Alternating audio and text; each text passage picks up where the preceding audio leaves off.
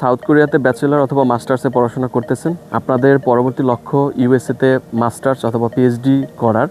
তো তাদের জন্য এই ভিডিওটা, কিভাবে আপনারা সাউথ কোরিয়া থেকে ইউএসএ যেতে পারেন, এই পুরো প্রসেসটা বা যেতে হলে আপনাকে কোথায় কত টাকা খরচ করা লাগতে পারে, কী কী ডকুমেন্টস লাগতে পারে, এই বিষয়ে আমি আলোচনা করব। তো প্রথমেই বলি ডকুমেন্টসের কথা। ডকুমেন্টস ইউএসএ আহামরি অনেক বেশি ডকুমেন্টসের প্রয়োজন হয় না, যেমন অন্য কান্ট্রিতে ডকুমেন্টস অ্যাটেস্টেশন করতে হয়, নোটারাইজেশন করতে হয়।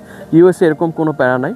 আপনাদের একাডেমিক সার্টিফিকেট, ট্রান্সক্রিপ্ট এবং recommendation letter, passport copy, NID copy, SOP, তারপরে হচ্ছে গিয়ে বাবা মার এনআইডি, তারপরে আপনার ব্যাংক ব্যালেন্স, এই ডকুমেন্টসগুলো হলেই হবে। তারপরে আসি কোথায় কত টাকা খরচ করা লাগতে পারে।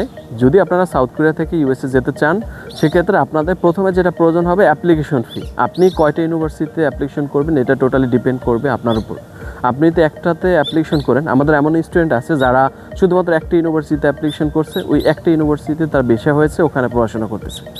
তো আপনিও চাইলে এরকমটা করতে পারবেন। ধরেই নিলাম আপনি একটা ইউনিভার্সিটিতে অ্যাপ্লিকেশন করবেন, তো সেক্ষেত্রে আপনার অ্যাপ্লিকেশন ফি $30 থেকে $100 মধ্যে হতে পারে। তারপর হচ্ছে অ্যাম্বাসি ফি পে করতে হয় $185। তারপরে সেভিস ফি $350। এটা জানেন যে ইউএস গভর্নমেন্টের একটা ফি আছে, সেটাকে বলা হয় সেভিস ফি। আপনি যদি স্টুডেন্ট বিষয়ে ইউএসএতে যেতে চান, তাহলে অবশ্যই আপনাকে এই ফিটা দিয়ে তারপরে যেতে হবে। এই হচ্ছে আপনার প্রসেসিংয়ের খরচ। এর বাইরে আরও খরচ থাকতে পারে। এটা হচ্ছে ডিএসএল কস্ট, যদি কোনো ডকুমেন্টস আপনার ইউনিভার্সিটিকে সেন্ড করা লাগে, সেই ডিএসএল কস্ট লাগতে পারে।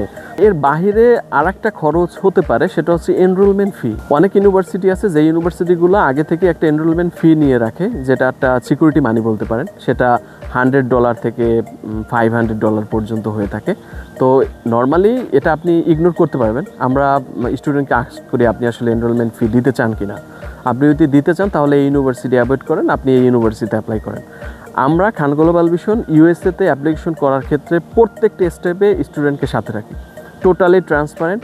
অ্যাপ্লিকেশন প্রসেস থেকে শুরু করে একদম এম্বাসি ফেস পর্যন্ত যত প্রসেস আছে সব প্রসেস স্টুডেন্টের সামনে করার ট্রাই করি, এবং যদি অনলাইন হয় সেটা তাকে আমরা ভার্চুয়ালি কানেক্ট করার ট্রাই করি। সে যে কোনোভাবে দেখতে পারে যে আমরা কোথায় অ্যাপ্লিকেশন করেছি। এবং সবচেয়ে বড় কথা হচ্ছে আমরা মেইলের অ্যাক্সেসটা স্টুডেন্টকে দিয়ে দিই। আরেকটা সবচেয়ে বড় বিষয় হচ্ছে আপনি এম্বাসি ফেস কোথা থেকে করবেন। আপনি কি বাংলাদেশ থেকে এম্বাসি ফেস করবেন নাকি সাউথ কোরিয়া থেকে এম্বাসি ফেস করবেন। আগে যেটা হতো, বাংলাদেশ থেকে এবং সাউথ কোরিয়া থেকে যে কোনো জায়গা থেকে আপনি ইউএস এম্বাসি ফেস করে ভিসা নিতে পারতেন।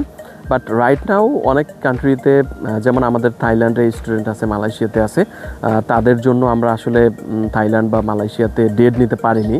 তো বর্তমানে এই প্রবলেমটা দেখা দিচ্ছে। তো এক্ষেত্রে আমি প্রেফার করবো আপনারা বাংলাদেশ থেকে যদি এম্বাসি ফেস করেন সেটাই বেটার হবে। পরিশেষে বলবো যে সাউথ কোরিয়া থেকে কিভাবে ইউএসএতে যাবেন, এই প্রসেসটা সাউথ কোরিয়া থেকে যদি করেন তাহলে আপনার জন্য কেমন পজিটিভ হতে পারে। সেই ক্ষেত্রে আপনি অনেকটা এগিয়ে থাকবেন, যেহেতু আপনার সাউথ কোরিয়াতে অলরেডি একটা ডিগ্রি কমপ্লিট করা আছে, সেহেতু বাংলাদেশে যারা বাংলাদেশ থেকে পড়াশোনা করে সরাসরি ইউএসএতে অ্যাপ্লিকেশন করতেছে, আপনি তাদের থেকে অনেকটা এগিয়ে থাকবেন। এবং আমি এর আগে একটা ভিডিওতে বলছিলাম যে আপনাদের আসলে প্রোফাইলটা স্ট্রং করার জন্য কী কী করা লাগতে পারে। যেমন আপনার একাডেমিক এক্সিলেন্সি প্রমাণ করার জন্য জিআরই, জিম্যাট দিতে পারেন। তারপরে হচ্ছে আপনি কিছু রিসার্চ পেপার পাবলিশ করতে পারেন, রিসার্চ প্রপোজাল রেডি করতে পারেন।